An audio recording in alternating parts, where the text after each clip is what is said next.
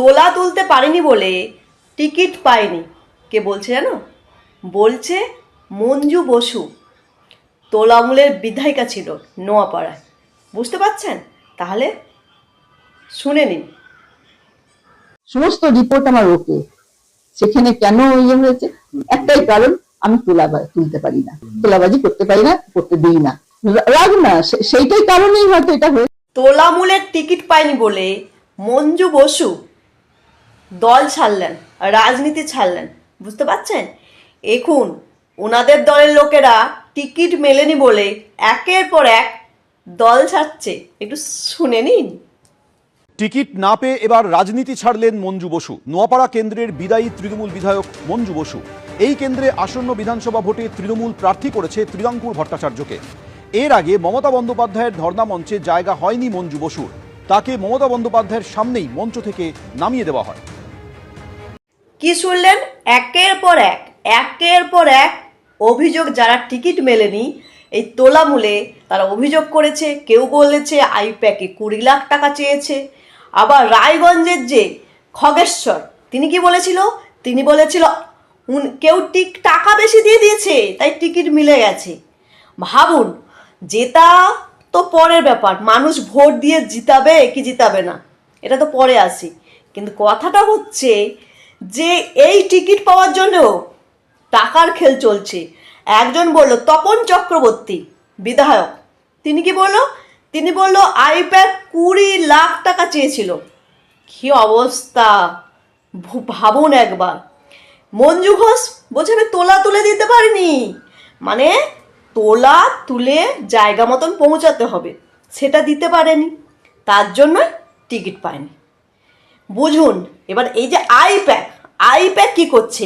আমার মোবাইলে একটা ফোন এসেছিল, জানেন তো, লেখা আছে টু কলারে আইপ্যাক, তারপরে লেখা আছে ফ্রড। মানে আইপ্যাকের কোনো মেয়ে বারে বারে ওকে ফোন করেছে, তো মানুষ ফ্রড বলে লিখে দিয়েছে। তো কথাটা হচ্ছে আইপ্যাক থেকে ফোন এসছে, আপনি কাকে ভোট দিয়েছেন, 2021-এ কাকে ভোট দিয়েছেন, এখন কাকে ভোট দেবেন? এ ভাই, বলতে হবে কেন কাকে ভোট দেবো কাকে ভোট দেবো না? এই হচ্ছে আইপ্যাকের কাজ। অনেকগুলো এমপ্লয়ি রেখে দিয়েছে, সেখান থেকে খবর নিচ্ছে, খবর নিয়ে স্থানীয় লোককে বলে দেবে যে এই লোককে ভোট দিয়েছে, এবার তোমরা হচ্ছে ডোজ দাও। গ্রামের মানুষ কি করে? গ্রামের মানুষ এই পিপুল, তারপরে হচ্ছে মুরগির বাচ্চা, এইসব আর দেবে না। এইগুলো হচ্ছে আইপ্যাকের কাজ, কিভাবে ভোটটা তোলা যায়। 20 লাখ টাকা ডিমান্ড করেছে, বুঝতে পারছেন? তাহলে আইপ্যাকই এখন তোলামূল চালাচ্ছে। মঞ্জু ঘোষ বললো তো তোলা তুলে দিতে পারে, তোলা তো একদম জায়গা মতন যায়, মানে চেন ওয়াইজ। যদি 20 লাখ টাকা পাবলিকের কাছ থেকে হয়তো চেন ওয়াইজ 5 লাখ টাকা দেয়, মাঝখানে রিটেলার গুলো আছে। এইভাবে কিন্তু তোলামূল দলটা চলছে। তাহলে টিকিট না পেয়ে আবার কি অভিনেতা চিরঞ্জিত কি বলেছিল? অভিনেতা চিরঞ্জিত বলেছিল আমি তো সব তাই আমাকে টিকিট দেয়, মানে তিনি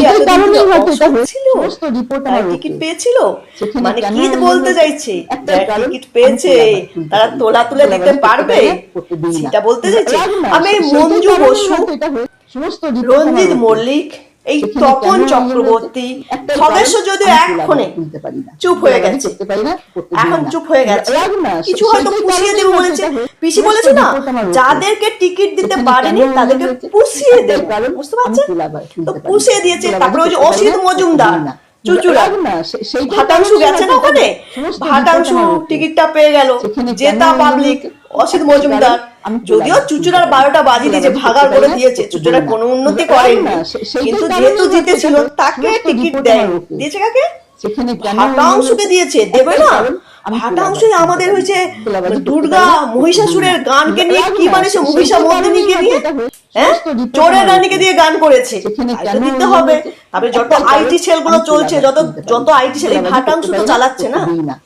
এই হচ্ছে মানে তোলামূলের যা অবস্থা, বিরোধীদেরকে হারাতে হবে। নিজেদের দলে যারা টিকিট পায়নি তারা সমস্ত ভেতরে ইনফরমেশন মানুষের কাছে মুখ খুলছে, প্লাস তারা বিরোধী করছে তাদের যারা দলীয় কর্মী এতদিন ধরে ছিল চেনা জানা, তারাই হারাচ্ছে। বুঝতে পারছেন তো? তোলামূলকে হারানোর জন্য বিরোধী তো লাগবে না, বুঝতে পারছেন?